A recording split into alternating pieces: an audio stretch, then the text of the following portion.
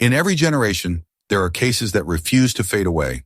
They linger in our memory not only because of the tragedy, but because of what they reveal about society itself. And today we revisit one of the most haunting stories in modern American history, the case of O.J. Simpson, Nicole Brown Simpson, and Ronald Goldman. Nearly 3 decades have passed, but the questions, emotions, and controversy remain as alive as ever. And with the recent passing of O.J. Simpson, the story has returned to the center of public attention, not for closure, but for reflection. To understand why this case still matters, we must begin with the world that O.J. Simpson lived in before the murders. He was a national icon, celebrated for his extraordinary talent on the football field. He broke records, dazzled fans, and became a symbol of success and charisma. His transition into entertainment only deepened his fame. For many Americans, he was not just a star, he was trusted, admired, and embraced across communities. But behind the public image, there was another world, a troubled marriage, repeated incidents of domestic violence, and a relationship that had deteriorated long before the tragic night of June 12, 1994. Nicole Brown had documented fear, moments of escape, and signs of physical abuse.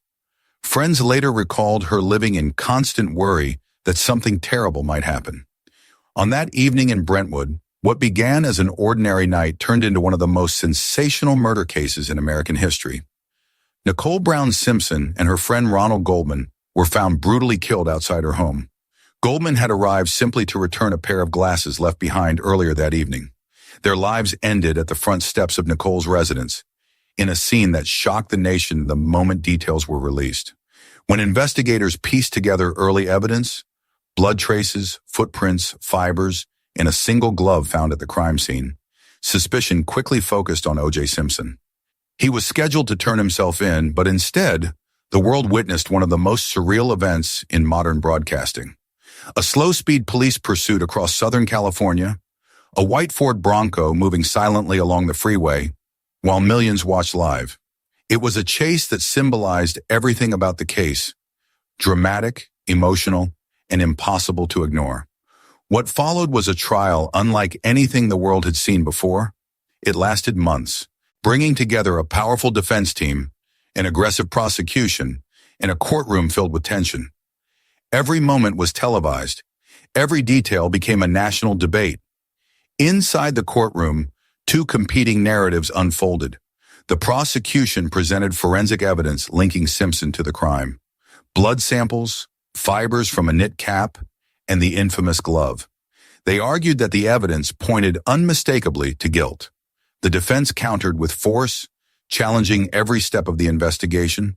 They argued contamination, mishandling, bias, and systemic failures. And at the center of their strategy was the glove demonstration, a moment that would become one of the most iconic images of the trial. When Simpson struggled to fit his hand into the glove, the defense seized on it, telling the jury that evidence could not be trusted if it didn't align with physical reality. To this day, experts continue to debate that moment. Some believe the glove had shrunk due to exposure to moisture. Others argue that Simpson did not fully extend his hand.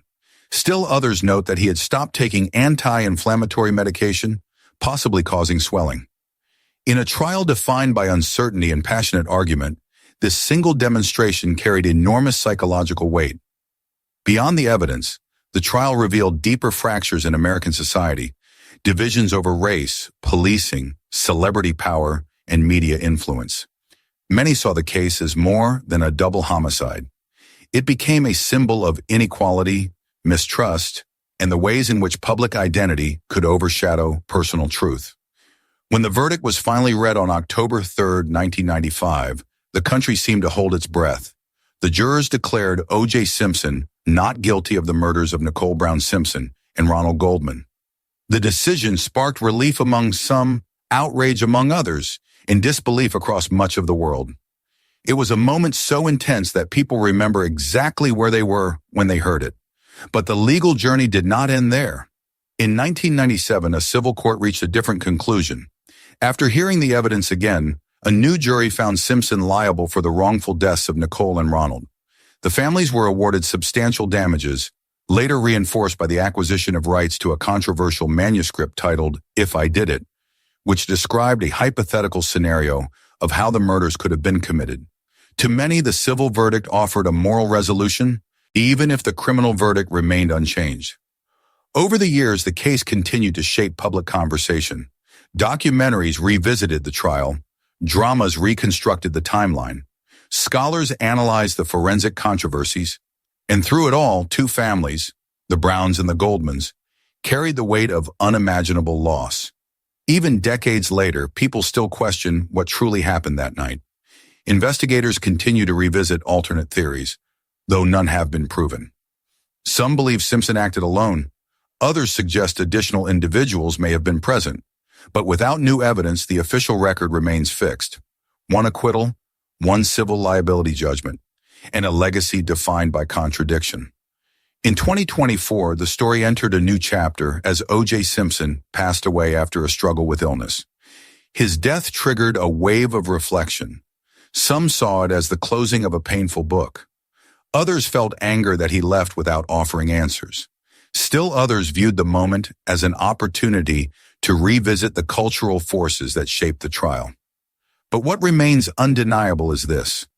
The victims, Nicole Brown Simpson and Ronald Goldman, remain at the center of this story. They were a loving mother and a compassionate young man caught in circumstances beyond their control. Their lives were taken violently, and their families have carried that pain for nearly 30 years. The legacy of the case extends far beyond the courtroom.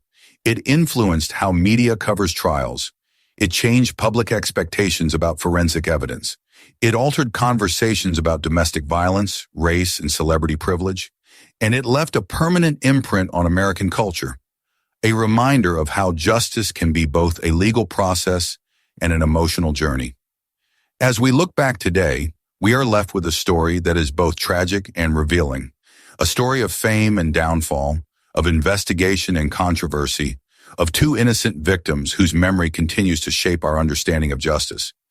And above all, a story that asks us to reflect on how society confronts truth when the truth is tangled in emotion, power, and public spectacle. So what do you think about this case? Share your thoughts below, and don't forget to like and subscribe so we can uncover more stories together. This content is compiled and analyzed based on publicly available information and open discussions.